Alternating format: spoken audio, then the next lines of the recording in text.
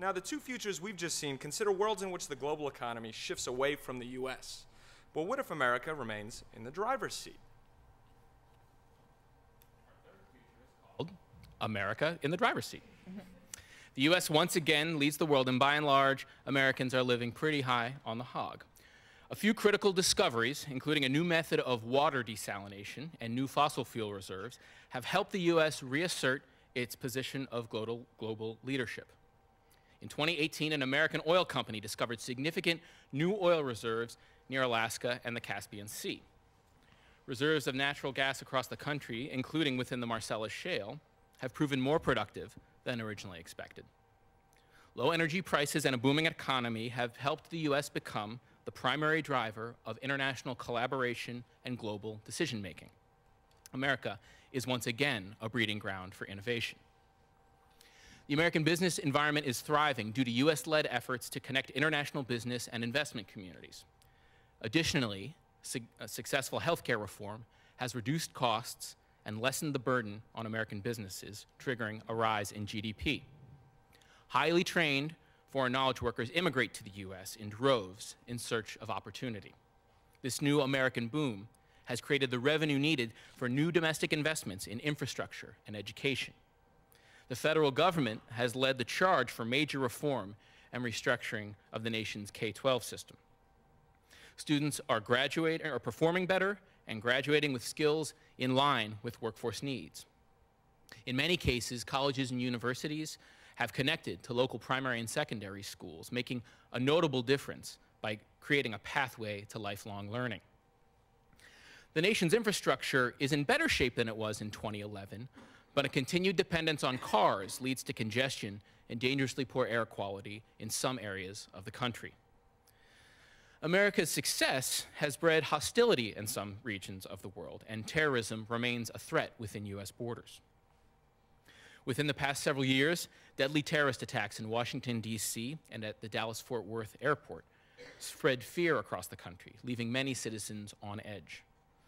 Some Americans blame lax immigration policies and advocate for a more isolationist posture. Arts and religious institutions try to help diffuse tensions by encouraging tolerance through education, cultural awareness, and enrichment. Again, by and large, Americans are living well in the Americas in the driver's seat future, though the country remains a potential target. So once again, let's turn and see how Jonathan and Maggie are faring with America in the driver's seat. Jonathan has seized several business-related opportunities over the past decade and is now a seasoned and successful social entrepreneur. Maggie has found her way to a position shaping state education policy.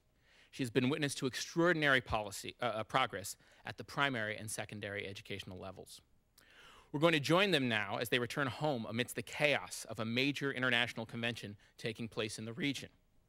Greater Philadelphia is hosting an international summit, and global leaders and media have descended on the region. This is not out of the ordinary, as the US has expanded its role as convener of global alliances, and American metros play host to this kind of event more and more often. So let's see how our couple is doing. Jonathan, hi. It's me. Sorry for calling you, like, oh God, I just knocked over all of Sarah's toys.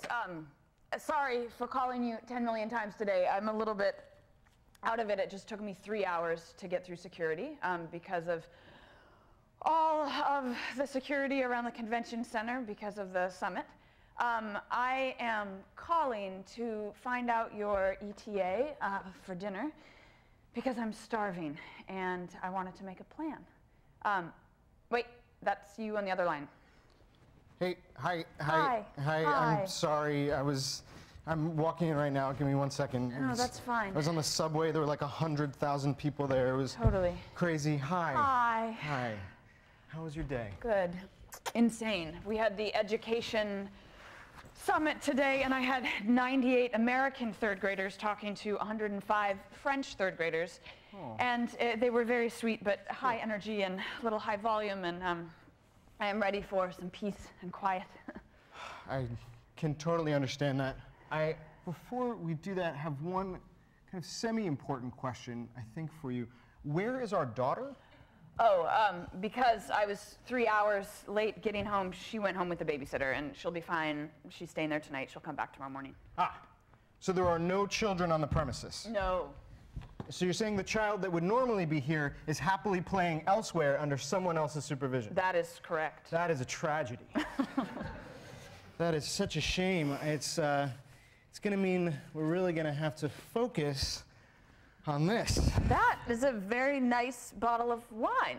What's the occasion? Philadelphia Social Ventures is expanding, baby. We got it. Oh! We got the finals. Oh, I thought you didn't find out till next week. We're going on vacation. Where? Anywhere you want. Bora Bora? Second honeymoon. We're going. And we're going to redo the bathroom. Oh, my God. I've got about 6 hours left before I have to get back to work. And I'm wondering what we could do in that time. I can't think of anything.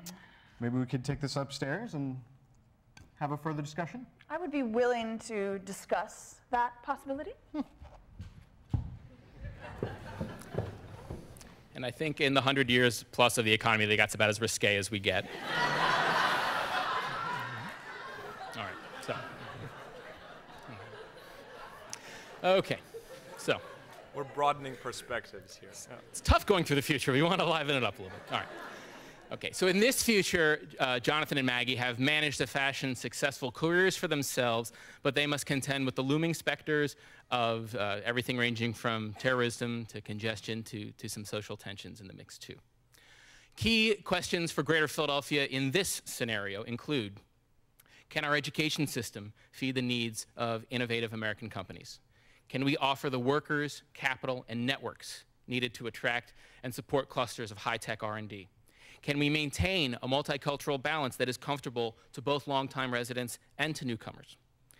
And will cheap and abundant oil and gas lead to increased congestion and environmental problems? These would be some of the important questions for our region in this future, but again, we don't know for sure that things are going to play out just like this.